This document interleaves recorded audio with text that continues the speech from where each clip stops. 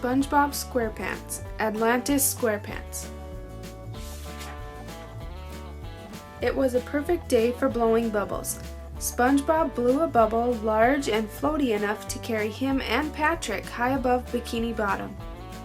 "This bubble will break all records," said SpongeBob. But he didn't realize how far they had gone until much later. The two began to pound on the bubble. "We're never going to get out of here," they cried. The bubble finally coasted down and into a cave, coming to rest against something sharp.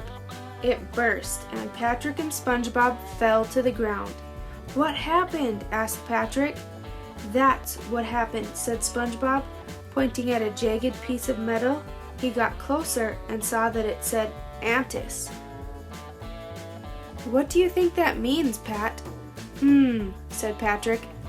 Antis, SquarePants? It probably belonged to your ancestors. You must wear the ancient crest of your ancestors, for it is your birthright." And Patrick stuck the amulet in SpongeBob's head. SpongeBob and Patrick decided to take it to Bikini Bottom Museum, where they bumped into Squidward. "Would you two watch where your—" Squidward started to yell. Then he saw what SpongeBob had in his hand. "What are you doing with the amulet of Atlantis?" he asked. He thought they were trying to steal it from the museum. But then Squidward realized that SpongeBob and Patrick had in fact found the missing half of the Atlantean amulet. "What's an Atlantean amulet?" asked SpongeBob. "Amulet," yelled Squidward, "not omelet. It's the key to untold riches." At that moment, Mr. Krabs showed up. Did someone say untold riches? Squidward told them about the lost city of Atlantis. For reasons unknown, the great city disappeared one day, and no ruins were ever found. All the inventions you take for granted were given to us by the Atlanteans. As Squidward spoke, SpongeBob found himself staring at a bubble shown on a mural. He pointed it out to Patrick. "That's the oldest living bubble," said Squidward. "It lives in Atlantis." "It's the most beautiful bubble I've ever seen," said Patrick. Just then Sandy showed up. "What's all the hubbub, boys?" she asked. "These two chowder brains found the missing half of the amulet of Atlantis," said Squidward. "Well, let's hitch them two doggies up," said Sandy. The group watched as Squidward carefully placed the two pieces together, and they glowed. Suddenly there was a bright beam of light and lots of rumbling, and a huge van appeared, crashing through the ceiling of the museum. The amulet began to spin. It rose up and landed in a slot on the front of the van. The doors opened up. "Welcome aboard the sea ship Atlantis," a computerized voice said. "This is a non-stop trip, so please take a seat, relax, and we'll be on our way." The gang coasted deep through the water until finally they could see Atlantis below. Then they hurtled toward the city and hit the ground, skidding to a stop. They emerged from the van and approached a long staircase. At the bottom was a bell. "Go on, SpongeBob," said Mr. Krabs. "Ring the bell." SpongeBob rang the bell and everyone waited nervously as a red carpet rolled down the stairs. "Welcome to Atlantis," a voice announced. "I've been expecting you." With that, someone tumbled down the stairs, arriving at SpongeBob's feet. "Allow me to introduce myself," he said. "I am the Lord Royal Highness, but my friends call me LRH. "My friends call me SpongeBob," said SpongeBob. "I'm here to see the oldest bubble." Meanwhile, Plankton had snuck aboard the bus after he overheard the group talking about the collection of weapons in Atlantis. LRH happily showed SpongeBob and his friends around the city. "For centuries, we Atlanteans spent our talents and energy building weapons to defend ourselves," he said.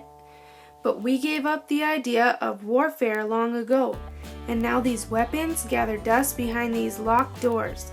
to show what must be done if one wishes to live in harmony with all creatures of this or any world. Next, they came upon a room filled with treasure. Long ago, we decided to focus on gathering knowledge instead of wealth, said LRH. The group followed him away from the riches, except for Mr. Krabs. Sandy was looking forward to seeing some Atlantean inventions. Of course, LRH said. I give you the Atlantean Hall of Science. Hop an acorn, said Sandy when she saw the room filled with machines. One machine even took objects and turned them into ice cream. Sandy decided to stay behind the Hall of Science.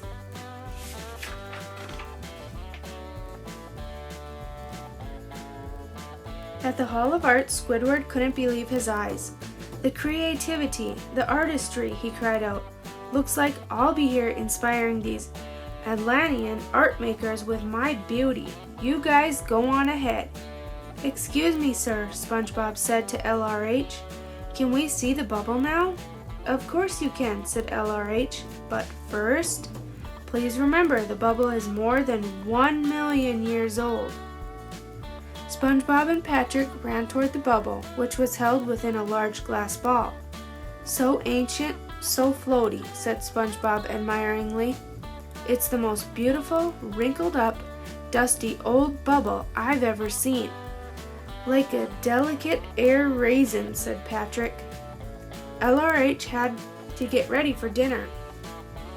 I'm going to leave you two friendly strangers alone with our most beloved, ancient, and fragile Atlantean relic, he said as he walked away. In their excitement, SpongeBob and Patrick pushed against the glass ball and set it loose. They struggled under its weight, finally setting it straight, and the bubble had not burst. That was a close one, buddy, said SpongeBob. We should go before something else happens. Let's get a picture for our scrapbooks before we leave, said Patrick. Great idea, Pat, SpongeBob agreed. But it turned out to be anything but a great idea when the flash from the camera made the bubble burst.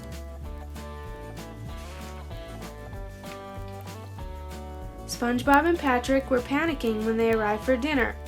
We have to go back to Bikini Bottom now, they said. Why would you want to leave a paradise like this? Squidward asked. Because, said SpongeBob, stalling, I miss Gary, and we destroyed your most prized possession, Patrick blurted out. SpongeBob and Patrick were ready for LRH to start yelling at them.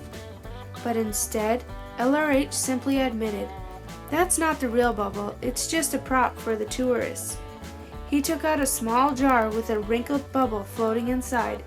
This is the real deal, he said proudly. Ooh, said SpongeBob and Patrick, relieved and thrilled at the same time. Then Patrick took another picture, and the bubble burst. This time, LRH was furious. Summon the royal guard, he roared.